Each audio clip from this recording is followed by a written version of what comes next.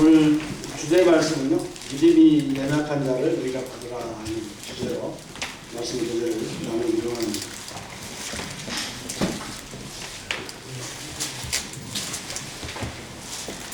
우리 14장 6절부터 마지막 좀 길죠? 23절인데요. 그래서 그냥 말씀만 듣는 것보다도 이거를 이렇게 하면 좋습니다. 6절부터 14절까지 함께 조금 빠르게 시작. 믿음이 연약한 자를 너희가 받고 그의 의견을 비판하지 말라. 어떤 사람은 모든 것을 먹을 만한 믿음이 있고 믿음이 연약한 자는 채소만 먹는다. 먹는 자는 먹지 않는 자를 없이 여기지 말고 먹지 않는 자는 먹는 자를 비판하지 말라. 이는 하나님이 그를 받으셨습니다. 남의 하인을 비판하는 너는 누구냐? 그가 서 있는 것이나 넘어지는 것이 자기 주인에게 있으니 그가 세움을 받으니 이는 그를 세우시는 권능이 주께 있습니다. 어떤 사람은 이날을 전날보다 낮게 여기고 어떤 사람은 모든 날을 낮게 여기나니 각각 자기 마음으로 확정하였습니다. 나를 중히 여기는 자도 주를 위하여 중히 여기고 먹는 자도 주를 위하여 먹으니 이는 하나님께 감사하며 먹지 않는 자도 주를 위하여 먹지 아니하며 하나님께 감사합니다. 우리 중에 누구든지 자기를 위하여 사는 자가 없고 자기를 위하여 죽는 자도 없도다. 우리가 살아도 주를 위하여 살고 죽어도 주를 위하여 죽나니 그러므로 살아 죽으나 우리가 주의 것이로다. 이를 위하여 그리스도께서 죽었다가 다시 살아나셨으니 곧 죽은 자와 산 자의 주가 되었습니다. 내가 어찌하여 내 형제를 비판하느냐? 어찌하여 내 형제를 업신여기냐? 우리가 다 하나님의 심판대 앞에 서리라. 기록되었으되 주께서 이르시되 내가 살았노니 모든 무릎이 내게 꿇을 것이요 모든 혀가 하나님께 자백하리라 하니라. 이러므로 우리 각 사람이 자기 일을 하나님께 직고하리라. 그런즉 우리가 다시는 서로 비판하지 말고 도리어 부딪힐 것이나 거칠 것을 형제 앞에 두지 아니하도록 주의하라. 내가 주 예수 안에서 알고 확신하노니 무엇이든지 스스로 속된 것이 없으되 다만 속되게 여기는 그 사람에게는 속되니라. 만일 음식으로 말미암아 내 형제가 불신하는 여기냐 이는 내가 사람으로 행하지 아니하니라. 그리스도께서 대신하여 죽으신 형제를 내 음식으로 망하게 하지 말라. 그러므로 너희의 선한 것이 비방을 받지 않게 하라. 하나님의 나라는 먹는 것과 마시는 것이 아니요 오직 성령 안에 있는 의와 평강과 희락이다. 이로써 그리스도를 섬기는 자는 하나님을 기쁘시게 하며 사람에게도 칭찬을 받느니라. 그러므로 우리가 화평의 일과 서로 덕을 세우는 일을 힘쓰나니 음식으로 말미암아 하나님의 사업을 무너지게 하지 말라. 마음들이 다 깨끗하되 머리금으로 먹는 사람에게는 악한 것이다.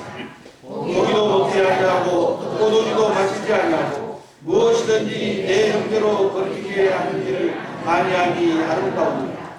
내게 있는 믿음을 하나님 앞에서 스스로 가지고 있으라. 자기가 옳다 하는 바로 자기를 정죄하지 아니하는 자는 복이 있도다. 의심하고 먹는 자는 정죄되었나니 이는 믿음을 따라 하지 아니하기 때문이다. 믿음을 따라 하지 아니하는 것은 다 죄입니다. 잠이 오니까 오해는 식곤증 분명히 있습니다. 저도 식곤증이 많은데 힘을 내서 말씀을 읽었습니다. 작년 23년을 되돌아봤어요. 굉장히 빠르게 지나갔다는 생각이 들었습니다. 이 말씀은요, 지난번에 우리 서원님께서 하신 교재 드린 말씀이에요. 그래서 우리의 말씀을 교재 나누기 원합니다. 오늘 말씀 주제는 믿음이 연약한 자를 너희가 받으라. 로마서 14장 1절 보면 믿음이 연약한 자를 너희가 받되 그의 의견을 비판하지 말라. 하나님 제 마음에도 이 말씀을 적용합니다. 비판하지 말라고 했잖아요. 비판 안 해야 되는 거죠. 윌리엄 맥도날드 선생님께서 이 말씀을 어떻게 믿음이 연약한 자란 말을 어떻게 얘기를 했냐면 그다지 중요하지 않는 문제에 대해서 근거 없는 기준을 가진 사람이다 이렇게 말을 했어요. 중요하지 않은 문제 갖고 우리가 얘기를 하잖아요.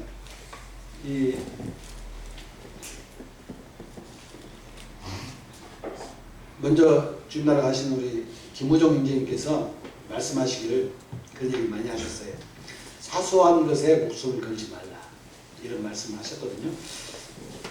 근데 우리는 의외로 중요하지 않은 것 가지고 이렇게 서로 이렇게 다툽니다. 특히 가장 가까운 사람끼리 그래요. 가장 가까운 사람 누구예요? 아내. 그런 것 같아요. 그렇지만 그런 부분에 대해서는 우리가 서로 연약함으로 받고 또 긍휼함으로 받고 해야 된다 생각이 듭니다. 이 근거 없는 기준이라는 말을 하는 것은 뭐겠어요? 자기 생각을 주장하고 관철하는 것이다. 자기 생각이 옳으면 옳은 것처럼 사실 상대방의 말도 옳을 수가 있잖아요. 삐짜 않는 것을 생각을 해야 된다.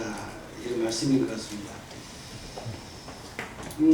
제가 언젠가 그런 얘기를 들었어요. 아니 성경 말씀은 왜 이렇게 어렵냐? 지킬 수도 없는 거 아니냐? 여러분 그렇게 생각하세요? 하나님께서는 우리에게 지킬 수 없는 약속은 말씀을 하지 않으셨습니다. 우리가 볼 때는 하나님이 문제가 있는 게 죄송합니다. 하나님이 문제가 있는 것이 아니라 내가 문제가 있는 것을 돌아볼 수 있는 것이 그 지혜로운 거예요. 저도 이렇게 하다 보면은 왜 하나님 이렇게 하세요? 이렇게 하다가 나를 보니까 내가 이렇게 만들었구나 하는 생각을 할 때가 한두 번이 아니거든요. 그래서 사도 바울은 믿음이 연약한 자라도 그 사람의 의견을 비판하지 말고 받으라 이렇게 말씀하십니다. 이것은 우리가 머리로는 잘하는 말씀인데 실제로 행할 때는 그게 잘 안 되거든요.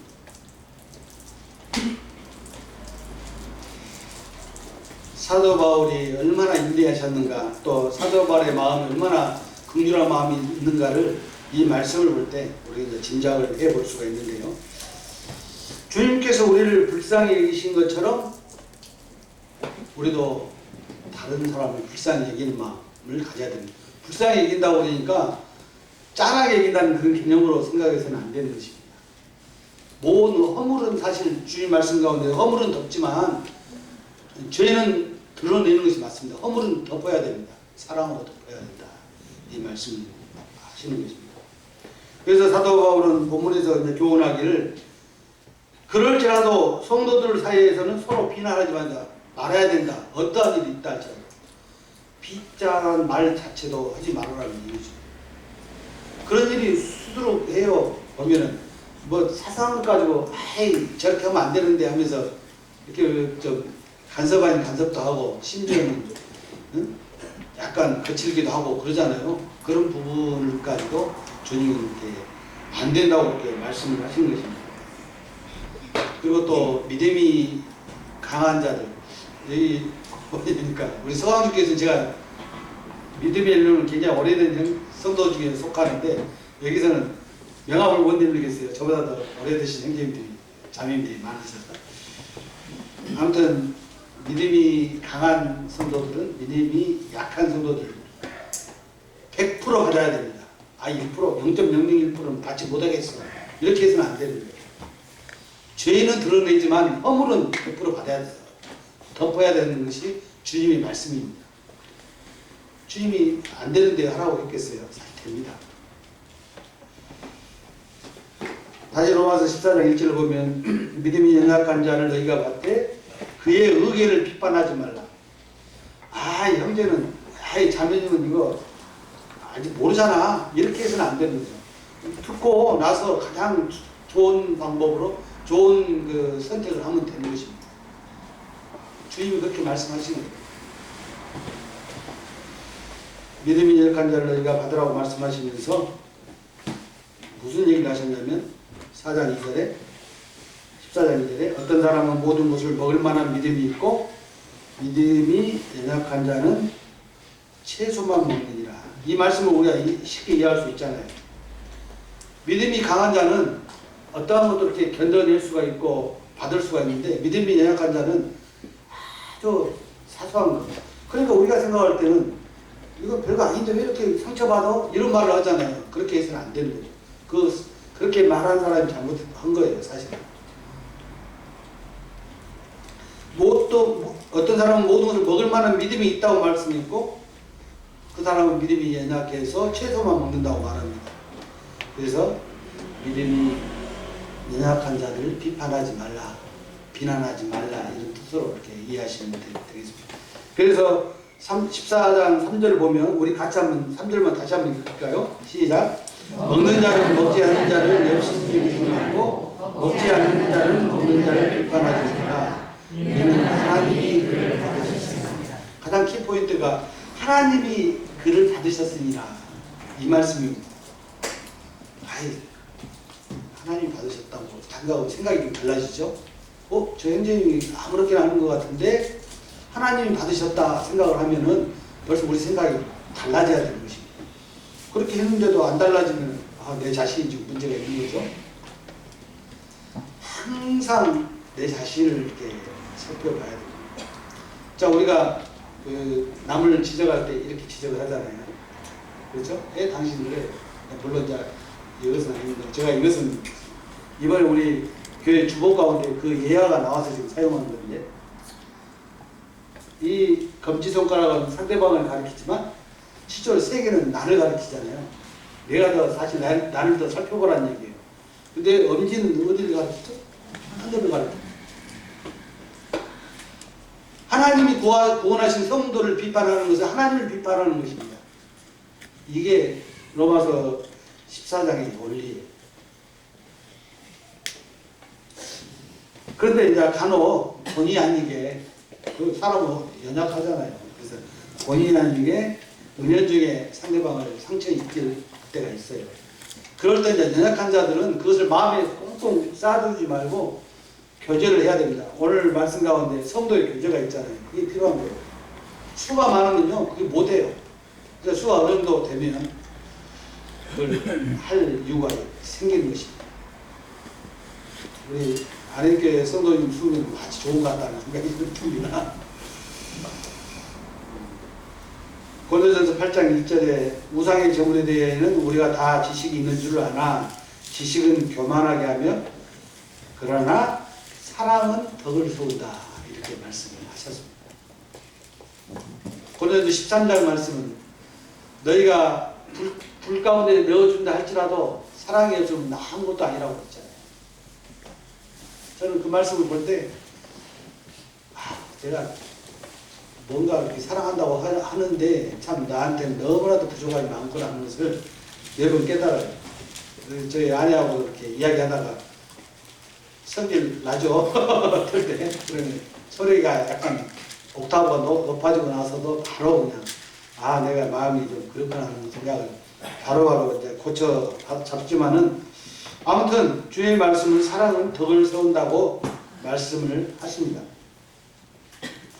가끔은 이제 연약한 성도들 중에서도 보면은 이제 여린 성도들이라고 저는 표현을 하기도 하는데, 합당하지 못한 어떤 언행이라든가 행동을 할 때가 있어요. 이렇게 교회를 인도하다 보니까. 그럴 때 그 자리에서 뭐 지적하고 그러면 안 되는 거예요, 사실. 뭐 그거를 방관하는 게 아니라 사랑으로 접근해서 그 성도를 이렇게 이끌어낼 수 있는, 믿음으로 이끌어낼 수 있는, 성장시킬 수 있는 그런 기회를 엿봐야 된다, 저는 그런 생각이 듭니다. 그 성도도, 연약한 성도도 하나님께서 사랑하시고 그 성도를 하나님께서 받으셨다는 사실을 우리는 인식을 해야 되는 것입니다. 요한복음 13장에 보면은 새 계명을 너희에게 주노니 서로 사랑하라. 내가 너희를 사랑한 것 같이 너희도 서로 사랑하라. 너희가 서로 사랑하면 이로써 모든 사람이 너희가 내 제자인 줄 알리라, 이렇게 말씀을 하셨습니다. 로마서 5절과 6절을 보겠습니다. 어떤 사람은 이 날을 전날보다 낮게 여기고 어떤 사람은 모든 날을 같게 여기나니 각각 자기 마음으로 확정할지니라. 나를 중히 여기는 자도 주를 위하여 중히 여기고 사실 이 모든 것이 주님을 위하여 이렇게 행동으로 나타나는 부분이 있습니다. 먹는 자도 주를 위하여 먹는다고 그랬습니다. 이는 하나님께 감사하며 먹지 않는 자도 주를 위하여 먹지 아니하며 하나님께 감사하느니라. 이 말씀은 실생활 가운데서 일어난 일들이에요. 사실은 어떤 성도는요, 우리 나는 어떤 쉽게 얘기하자면 내가 어떤 음식을 잘 먹어요. 근데 그 성도를 안 먹는데요. 우리 송시부 형님 계시는데 신방전 때 보면 안 드시는 게 있더라고요. 그래서 형님 왜 이걸 안 드셔? 본인이 좋아하시는 것만 드시는 거예요. 그런다 해서 이정진 형제가 송시부 형님 저보다 한 살 많으신데 형제 왜 이것도 못 먹어요? 그렇게 해본 적은 없습니다. 그렇죠? 아무튼 서로 이렇게 받는 것이 중요하고 서로 사랑으로 덕을 세우는 것이 중요하다, 이런 말씀을 드립니다. 사실 어떤 성도들은 물론 이런 경우는 있어요. 주일날이 더 중요합니다. 사실 일반적인 날보다, 평일보다는. 그렇지만은 우리 삶에 있어서의 우리의 행동들은 주일이나 주일 아닌 날이나 똑같이 행동해야 되는 것입니다. 예배당에서는 척하고 직장에 나와서는 척 아닌 척을 하면 안 된다는 거죠. 어디서나 똑같은 행동을 척을 해야 된다는 거예요. 그리스도인. 주님께서는 365일 모든 날을 사실 거룩하게 하셨습니다. 이 모든 날들이 사실 주님을 위해서 사는 것입니다. 우리가 살아가는 이 것들이요, 주님의 영광을 위해서 창조가 되었고 우리의 삶도 또 주님의 영광을 위해서 살아가는 것입니다. 다른 것이 없어요. 주님의 영광을 위해서 사는 거예요. 우리는 창조된 목적이 그것이기 때문에. 7절 보면은 우리 중에 누구든지 자기를 위하여 사는 자가 없고 자기를 위하여 죽는 자도 없더라. 우리말 성경에 보니까 우리 중에 아무도 자기만을 위해 사는 사람이 없고 자기만을 위해 죽는 사람이 없다고 번역을 했습니다. 사실 결혼을 하잖아요. 그러면 내가 좋아서 결혼하는 거 아니에요. 사실은 상대방을 위해서 결혼하는 거예요. 결혼하면요, 내가 결혼해야지 하는 것보다는 결혼한 순간부터 상대방을 위해야 된다 그 말이에요. 뭐 그러지 못할 때가, 이렇게 말하는 저도 그러지 못할 때가 있는데, 아무튼 여기 보면은 자기만을 위해 사는 사람이 없다고 말씀하십니다. 그리고 자기만을 위해 죽는 사람이 없다, 이렇게 우리말 성경에는 번역이 되어 있더라고요. 제가 아주 잘 애용하는 말씀이 있는데요. 갈라디아서 2장 20절을 보면 제가 읽겠습니다. 내가 그리스도와 함께 십자가에 못 박혔나니 그런즉 이제는 내가 사는 것이 아니요 오직 내 안에 그리스도께서 사시는 것이라. 이제 내가 육체 가운데 사는 것은 나를 사랑하사 나를 위하여 자기 자신을 버리신 하나님의 아들을 믿는 믿음 안에서 사는 것이라. 이거 구원을 확신할 때 굉장히 중요한 말씀입니다. 그런데 우리 실생활에서도 중요한 말씀이 되는 거죠. 하나님의 아들을 믿는 믿음 안에서 사는 것이다. 그 믿음 안에서 살 때 사실 흔들림이 없는 것입니다. 근데 믿음을 벗어나면 흔들려요. 그래가지고 그런 사람들을 사탄 마귀는 아주 좋아합니다. 농락하죠. 공격해서 넘어뜨리게 하려고 하는 목적이 사탄 마귀에 있기 때문에. 사탄 마귀가 가장 싫어하는 것이 하나님을 믿지 않는 사람들이 하나님을 믿는 것을 싫어하고, 또 하나님을 믿는 사람들이 하나님께 경배하는 것을 싫어합니다. 그걸 철저하게 방해하는 것이 사탄 마귀의 전략이죠. 요즘은요, 이 스포츠라는 것으로 이 하나님을 경배하지 못하게 합니다. 스포츠를 우리 좋아하잖아요. 손흥민 저도 좋아합니다. 뭐 실제로 운동도 잘 좋아하고 그런데, 그런 스포츠를 통해서 완전히 정당한 것 같아요. 그리스도인으로서 정당한 것 같단 말이에요. 스포츠 구경하고 하고 이렇게 하는 것이. 근데 그걸 통해서 하나님을 경배하는 것을 놓치게 만드는 것입니다.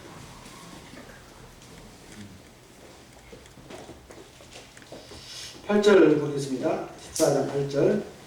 우리가 살아도 주를 위하여 살고 죽어도 주를 위하여 죽나니. 엄청난 말씀이죠. 살아도 주를 위하여 살고 죽어도 주를 위하여 죽나니. 이 말씀에 아멘 하셔야 됩니다. 사실 알고 있으면서 우리는 아멘이 안 될 때가 많죠. 나를 위해 살고 나를 위해 죽고 나만이 중요하고 내 가족만이 중요하고 그런 거 아니에요. 교회는요 나보다도 상대방이 더 중요합니다. 그 말은 나보다도 주님이 더 중요하다는 그런 말입니다.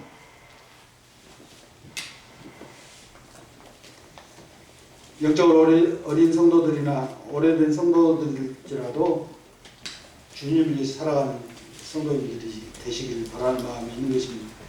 우리가 분명히 알아야 할 것은 우리의 대적은 우리의 믿음을 해방하려는 사탄 마귀지 성도들이 아니라는 거예요. 가끔은 성도들이 꼭 성도들 대적하는 것은 꼭 사탄 마귀를 대적하듯이 하면 안 되는 거예요.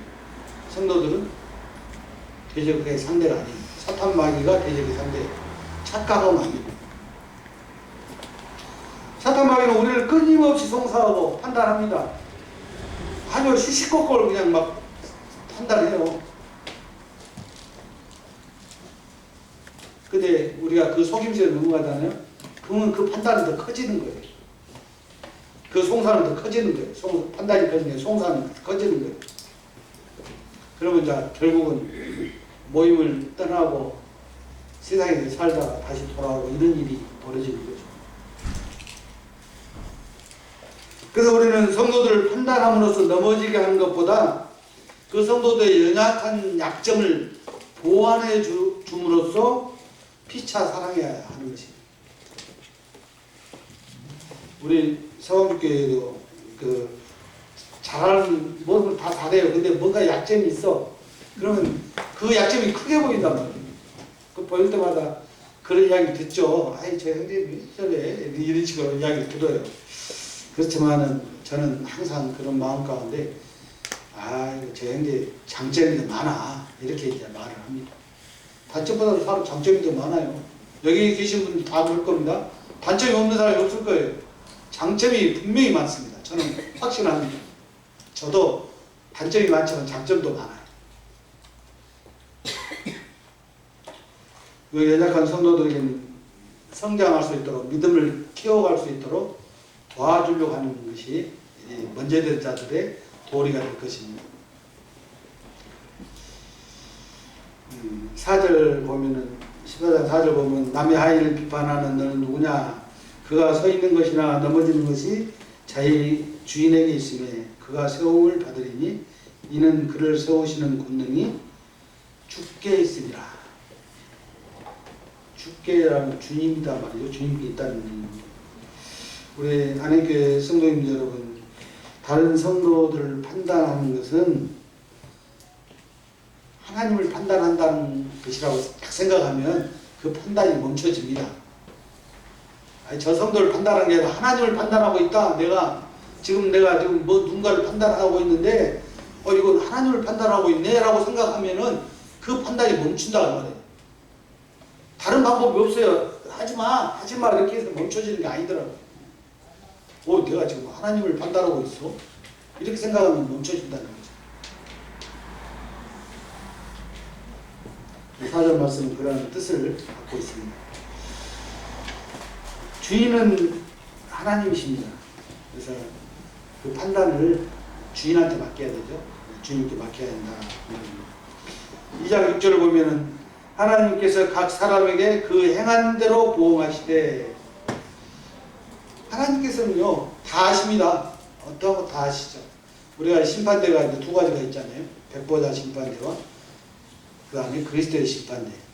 백보자 심판대는 말 그대로 믿지 않는 자들에게 죄를 묻는 그런 심판대죠. 그렇지만 그리스도의 심판대는 심판대라고 말은 하지만 상급을 주는 곳이에요. 그렇게들 성경학자들은 분별을 합니다. 아무튼 하나님께, 우리 주님께서 판단을 이렇게 하시는 것입니다. 내가 판단을 앞서 하려고 애써서는 안 된다. 그런 말씀을 드리고 있습니다. 9절 보겠습니다. 14장 9절.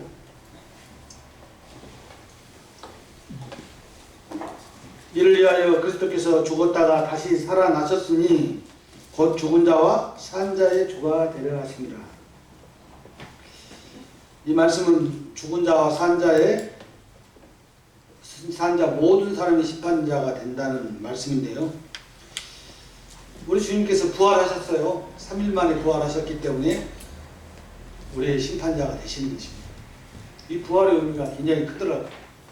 뭐 다 아시겠죠? 주님께서 3일 만에 부활하신 사실을 초대교회 성도들은 전했어요. 그러니까 수많은 사람들이 그런 주님께서 부활하셨고, 우리는 이제 주님께서 심판하실 그리스도의 심판대 설날을 기다리는 것입니다. 그게 곧 우리에게는 휴거죠, 휴거. 어떻게 보면 휴거가 일어야만 그 일이 일어나니까.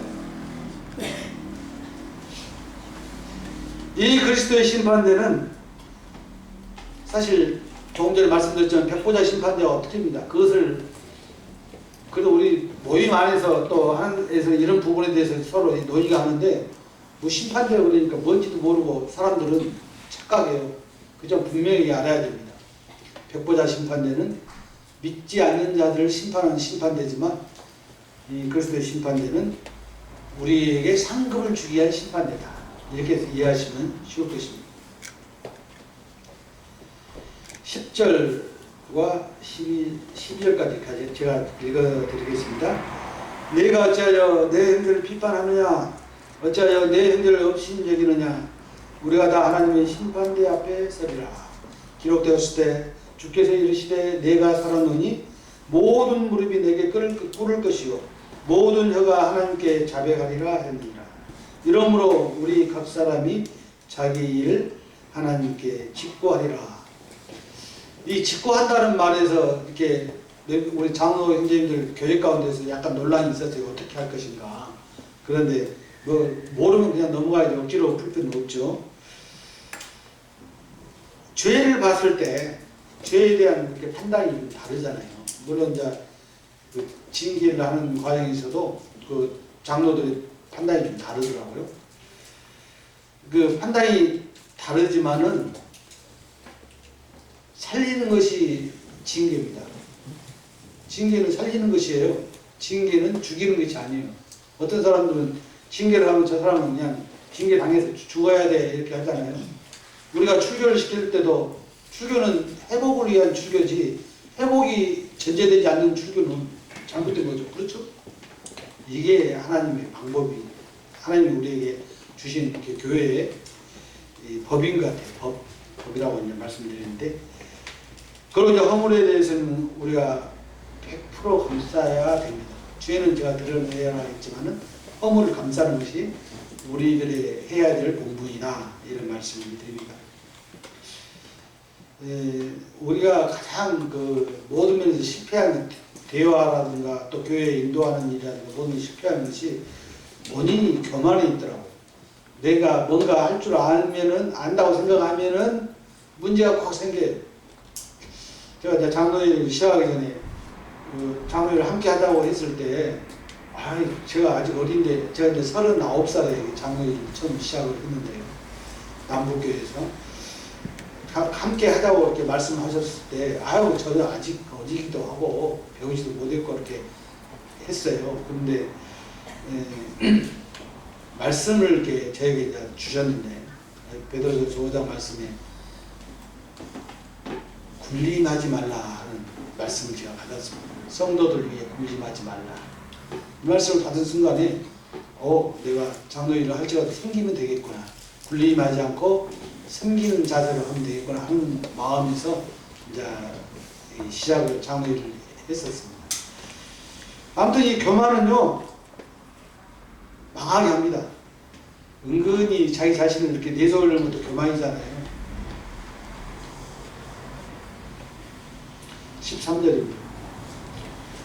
그러니 우리가 다시는 서로 비판하지 말고 도리어 부딪힐 것이나 거칠 것을 형제 앞에 두지 아니하도록 주의하라. 부딪힐 것이나 붙일 것, 이것을 미연에 먼저 이렇게 제거하려고 하는 그런 마음의 자세가 필요하겠죠. 뭐 하나 생겼어요. 그래, 이 정도면 저 형제를 코를 납작하게 해줄 수 있겠지 라는 그런 마음을 가지고 접근하면은 그 판단은 잘못된 것입니다. 부딪힐 것, 거칠 것이 있다면 우리는 그것을 제거한 다음에 성제와 교제가 이루어져야 되고 또 그래야만이 사랑의 공면을 할 수가 있는 것이죠. 만약에 그런 마음을 가지고 있으면 선입관 갖게 되잖아요. 그러면은 아무리 내가 그 형제를 좋게 생각하려고 해도 선입관 때문에 안 되는 거예요. 판단이 오를 수가 없어요. 꼭 빗나갑니다. 그렇지만 그러한 것을 거칠 것, 부딪힐 것, 거칠 것을 딱 제거하고 교제했을 때는 그 마음 진정성을 상대방이 알기 때문에 받는 것입니다. 사랑의 고면 외에는 하지 말라. 저는 말씀을 이렇게 드리고 있습니다. 저는 그래서 가끔은 너무 좀 무능하다는 말이 아니라 용기가 없다는 말을 들어요. 아니 저 정도면 장로님이 가서 이야기 좀 해야 할 텐데 하는 이야기를 들었어요. 가끔은. 저는 얘기를 안 합니다. 기다려야 되죠. 왜냐하면 제게 사랑의 고민을 할 만한 자신감이 있을 때까지 할 수 있을 때까지 기다리는 것이 기다리다 보면 이제 그런 이야기를 듣게 되기는 하는데요. 아무튼 그럴지라도 저는 기다리는 편으로 저는 선택을 꼭 합니다. 그렇게 고민했을 때, 사랑으로 고민했을 때 상대방이 그 고민을 받아들이고 또 성숙해질 수가 있는 것입니다. 14절과 15절을 보겠습니다. 만일 음식으로 말미암아 내 형제가 근심하게 되면 이는 내가 사랑으로 행하지 아니함이라. 그리스도께서 대신하여 죽으신 형제를 내 음식으로 망하게 하지 말라. 물론 성도님들이 선한 마음으로 상대방을 대할 때가 있어요. 근데 본의 아니게 상대방은 오해하는 경우가 종종 있습니다. 그 마음을 모르고. 그러면은 그 사랑을 주는 사람이나 받는 사람이나 오해하다 보면 사랑이 아닌 거예요. 그럴지라도 우리는 살펴봐야 돼요. 너무 소극적인 태도일 수도 있는데 그럴지라도 내 자신을 이렇게 살펴봐야 된다. 특별히 먼저 된 성도님들은 나중된 성도님들에 대해서 그렇게 하셔야 됩니다. 그리고 또 인도자들은 또 교회 성도들이 그렇게 하셔야 된다. 저는 그렇게 생각합니다. 내 음식으로 망하게 하지 말라. 이 말은 일상생활에서 일어나는 것까지도 우리가 좀 예민하게, 너무 예민하다 보면 좀 피곤하긴 한데 그래서 예민하게 살펴서 이렇게 해야 되지 않나 이런 생각이 듭니다. 이 사소한 일이 어려움을 가져다 주는 경우가 많기 때문에 오히려 큰 일은요 대범해질 수가 있어요. 근데 이 사소한 일에 그 어려움을 가져다 주기 때문에 그렇게 해야 됩니다. 16절에서 그러므로 너희의 선한 것이 비방을 받지 않게 하라. 진짜 본심으로, 진짜 사랑으로 그 상대방을 권하고 그 교제한다면 그 상대방은 분명하게 그 본심을 알아줄 것입니다. 근데 그때 당장 알아주지 않는다 할지라도 시간이 지나면 조금 그래 그때 저 형제님이 그렇게 얘기하셨는데 진짜 사랑하는 마음 내셨네. 그 다음에는 더 가까워지는 것이잖아요. 15절 말씀을 보완하는 말씀이죠. 그리고 우리가 이제 소망을 두고 있는 하나님 나라에 대해서 기록을 하고 있는데 이 하나님 나라는 사실 지금 가보지는 않았지만은 기대 이상입니다. 저는 가끔 이 천국에 대해서 이렇게 묵상을 합니다. 할 때 어떤 것일까? 물론 이 지구도 아름답게 만들었다고 그럽니다. 우주에 나가서 보면 지구가 가장 아름답다고 그래요. 다른 별들보다도. 근데 에덴 동산은 더 아름다웠을 거예요. 지구 한가운데 에덴 동산을 따로 만드셨잖아요. 근데 하나님 나라 이 천국은 저는 에덴 동산보다는 더 멋지지 않냐는 생각이 듭니다. 그러면 얼마나 그것이 우리 소망 가운데 있고 우리가 가야 될 곳이기 때문에 마음껏 기대해도 됩니다. 사실은 천국은. 하나님 나라는 먹는 것과 마시는 것이 아니요 오직 성령 안에 있는 의와 평강과 희락이라. 이 세 단어를 봤을 때 우리의 위로가 되고 우리의 기쁨이 되는 말씀이라고 저는 생각이 듭니다. 하나님 나라는 성령 안에 있는 의와 평강과 희락이라. 이 말씀. 사실 이 세상을 살 때 좀 힘들어요. 물론 이제 어떤 분들은 그 살만한 그 세상이다라고 생각할지 모르지만, 아무리 살만한 세상이어도 하나님 나라와 비교할 수가 없습니다. 비교할 수가 아예 그냥 비교가 안 되는 거예요. 사실. 그 하나님 나라가 우리 소망이잖아요.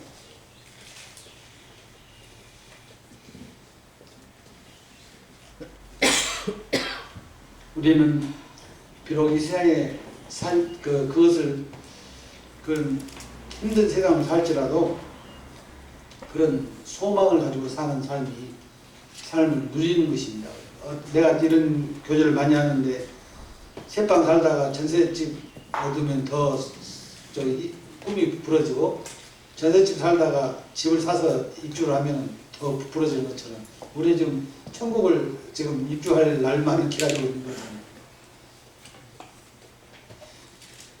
18절입니다. 이로써 그리스도를 섬기는 자는 하나님을 기쁘시게 하며 사람에게도 칭찬을 받느니라. 우리 가끔 이제 이런 때가 있어요. 하나님의 일에 대해서는 아주 열심히고 그냥 성도들이 칭찬하고 그러는데, 세상에 보면은 그 사람이 그 교회 나간단 말이야 하는 말을 들을 수가 있습니다.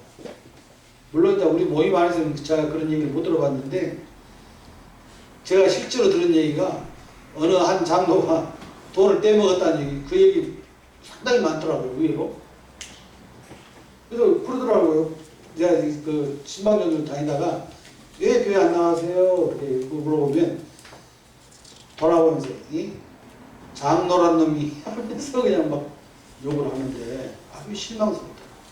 우리 세상에서도 본인이 돼야 됩니다. 사실 그리스도의 삶이 힘듭니다. 사실 우리 성도들, 우리 서원교회 성도님들한테도 그런 얘기 많이 해요. 우리가 구원은 사실 거저 받았지만 우리 그리스도의 삶은 쉬운 것은 아니다. 그렇지만은 하나님 말씀 가운데 그 안에 말씀을, 진리의 말씀을 깨닫고 누리고 살면요 쉬워집니다. 그렇잖아요. 아무리 힘든 일이 있어도 그 힘든 일이 끝날 시간을 이미 정해놨기 때문에 우리 쉬운 것입니다. 그때까지 기다려야 돼요. 그 참으면서, 인내하면서.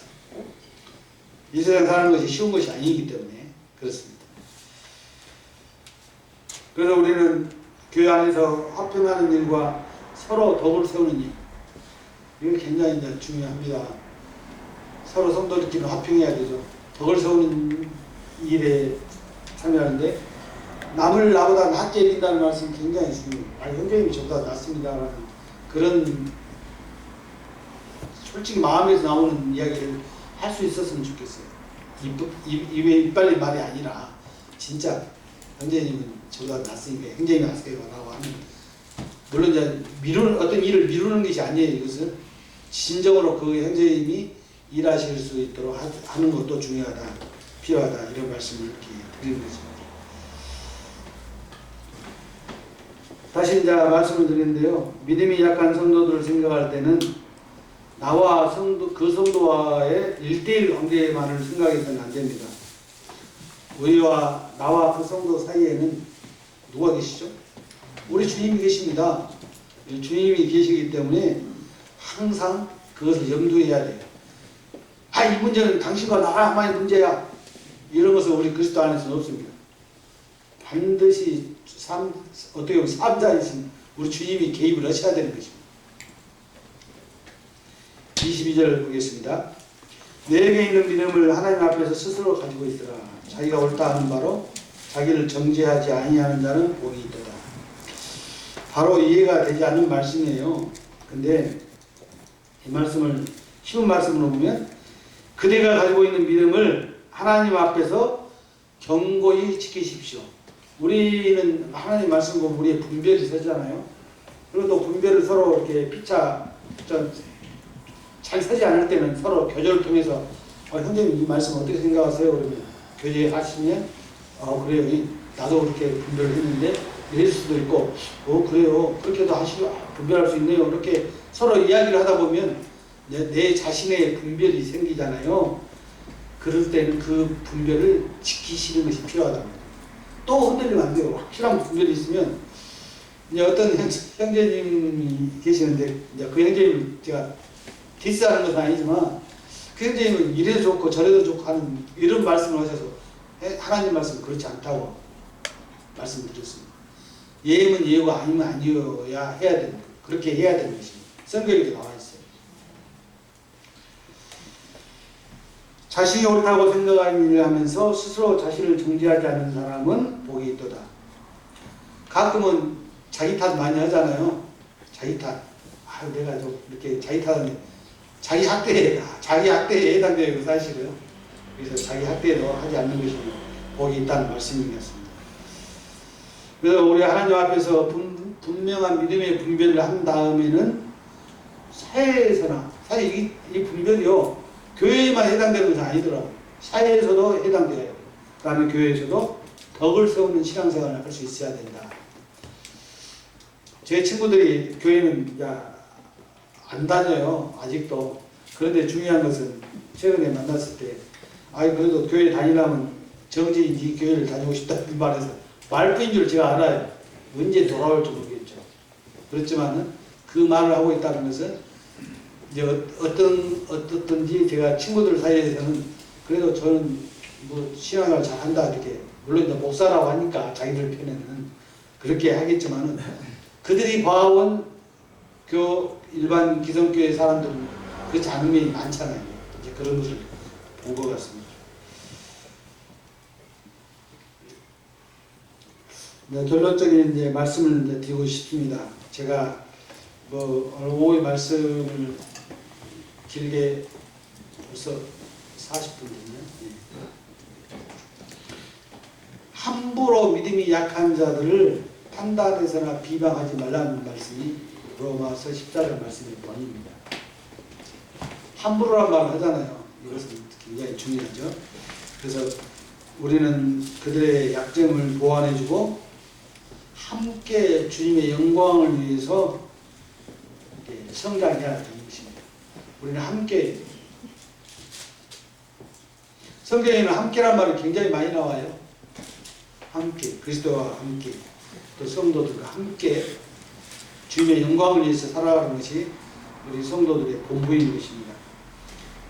우리 로마서 15장 1절과 2절을 보고 이렇게 마치겠습니다. 로마서 15장 1절과 2절입니다. 우리 같이 읽겠습니다. 시작. 믿음이 강한 우리는 마땅히 믿음이 약한 자의 약점을 담당하고 자기를 기쁘게 하지 아니할 것이라. 우리 각 사람이 이웃을 기쁘게 하되 선을 이루고 덕을 세우도록 해줍니다. 이 말씀이 꼭 결론적인 말씀처럼 들리죠. 믿음이 강한 우리는 마땅히 믿음이 약한 자의 약점을 담당하라. 이렇게 이루어져야 됩니다. 이것은 할 수 있는 거예요. 주님이 할 수 있는 걸 분명히 하라고 하셨기 때문에 할 수 있는 겁니다. 또 자기를 기쁘게 하지 아니할 것이라. 내가 기쁘다고 해서 다 옳은 것은 아니거든요. 그렇지 않아요? 우리 각 사람이 이웃을 기쁘게 하되 선을 이루고 덕을 세우도록 하십니다. 제가 이런 말씀을 굳이 드리지 않는달지라도 우리 안핵교회 성도님들은 믿음이 있는 지 오래되시고 저보다도 오래되신 분이 계시다서 제가 오늘 로마서 14장을 통해서 말씀드리는 것이 다 인식하시고 다 아시지만 그럴지라도 우리는 하나님 말씀 앞에서는 낮아지는 모습으로 말씀을 받는 것이 우리의 태도다 이런 말씀을 드리는 것입니다. 주님의 몸된 교회 안에서나 우리가 생활하는 모든 것 가끔은 교회 안에서와 학교에서와 직장에서와 삶이 다르게 살아야 될 걸로 생각하시는 분들이 꽤 있어요. 물론 이 일은 다르겠죠. 하는 일들은. 그렇지만 그 성도의 삶은 똑같아야 됩니다. 그리스도의 삶으로 똑같아야 된다는 말씀을 드리는 것입니다. 그리고 이제 여담이지만은 제가 형합 때 미국을 갔다 왔어요. 알렉산더 스트라크 형제님 아시죠? 그 형제님 모임을 갔다 왔는데 그 모임에서 이렇게 그 교회를 분과한 얘기를 하시더라고요. 너무나 아름답게 분과했어요. 사실 저도 강주 남부에서 서강교로 나올 때 100% 아름다웠다는 말을 전혀 드릴 수가 없습니다. 절대. 그렇지만은 그 모임이 분과된 모습이 너무 아름다웠기 때문에 그것을 제가 소개해드리고 말씀 마칠까 합니다. 그 알렉산더 스트라코 형님이 사역하시는 그 모임이 이름이 미국 이름이라 잘 기억이 안 나는, 잘 생각이 안 되는데 한 400명에서 450명 정도 모이셨어요. 미국은 좀 크게 모이시더라고요. 그랬는데 거기서 120명이 분과를 하셨어요. 근데 그 분과한 교회가 어떤 그 예배당이었냐면 유대인들이 그 쓰던 예배당, 유대 교당이죠. 쉽게 말하면 그 사람들이 이제 망했죠. 쉽게 말하면 안 된 거예요. 그러니까 그거를 팔았어요. 팔았는데 그것을 그 우리 모임에 분과한 교회가 거기 가서 모이더라고요. 교회가 좀 특이하게 생겼어요. 이 삼각형으로 생겨가지고 특이하게 생겼는데 그 안에는 상당히 좀 의미가 있게 꾸며놨더라고요. 그래가지고 그랬는데 이 분과된 교회가 자립할 때까지 계속 모교회와 계속 하나님 말씀으로도 교제하고 또 심지어 연보까지도 같이 공유하시더라고요. 연보까지 공유해요. 그래가지고 그 건물을 현금을 주고 못 사는 것 같아요. 그래서 그 예배당을 다 이렇게 매번 갚으면서 이렇게 산 거예요. 그리고 제가 가니까 한 3년 후에는 이게 끝난다 얘기를 하시더라고요. 근데 그때까지도 이 모교에서 말씀을 전하면 동일한 메시지를 가진 전한 형제님이 그 교회 가서 또 메시지를 전하고 또 헌금도 동일하게 해서 이렇게 사용하시고 그 다음에 그러고 나서 한 3년 후가 되면은 이게 완전히 끝난다 이렇게 말씀하셨는데 대체나 제가 돌아와서 3년 후에 들은 얘기로는 그게 이제 완전히 분리됐다 이렇게 얘기하시더라고요. 교회 그 분과는 그렇게 이루어져야지 아름답다 그런 생각이 드는 것입니다. 오늘 제가 오전 말씀 가운데서 성도들의 수가 많으면 교제가 안 돼요. 사실 어려워요. 우리 숫자 현재 서강교회는 너무나도 가족 같은데 제가 강주 남북교회에서 숫자가 이렇게 많아지니까 진짜 혼란이 되더라고요. 혼란스러워요. 그리고 우리 모임 자체는 특별한 어떤 기성교회 목사들처럼 막 그렇게 조직을 세우는 게 아니잖아요. 그런 게 더 어려워요. 오히려 조직을 세웠다면은 군대처럼 딱 할 텐데 그것은 교회는 아니잖아요.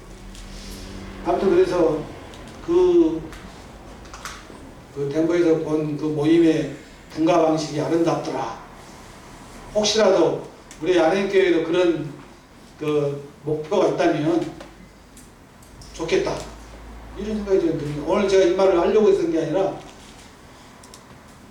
그냥 내가 경험한 것을 안행교회 성도님들에게 말씀을 드리는 것입니다.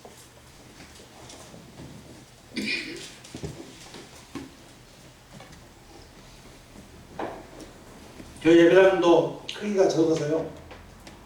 제가 보니까 한 50명 성도님 되면 이사를 해야 돼요. 평수가 예배당 홀수가 한 30평 정도 이렇게 안 되기 때문에 아무튼 서강주교회가 예를 들어서 분과를 한다면 그렇게 해야 되겠다 하는 저는 생각을 갖고 있습니다. 물론 그때는 아마 장로직을 원로장로로서 물러서 있을 때인데 저는 그렇게 가르치고 있습니다. 그 다음에 말씀 괜히 했다고 하시는 것 같아요. 제가 과했다면 용서해 주십시오. 기도하고 마치겠습니다.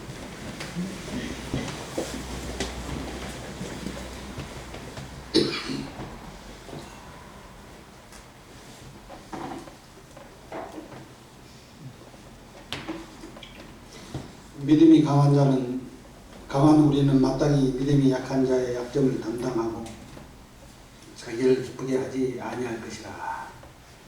아버지 하나님, 하나님께서 저희들에게